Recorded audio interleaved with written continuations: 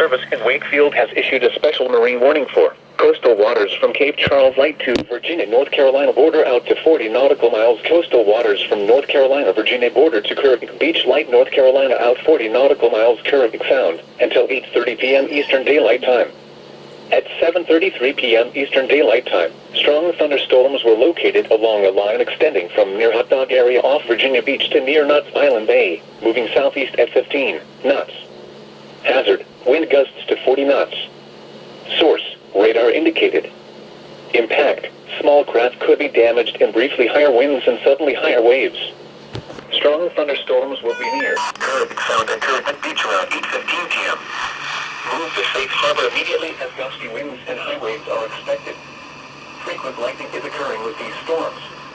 If caught on the open water, stay below deck if possible. Keep away from ungrounded metal objects.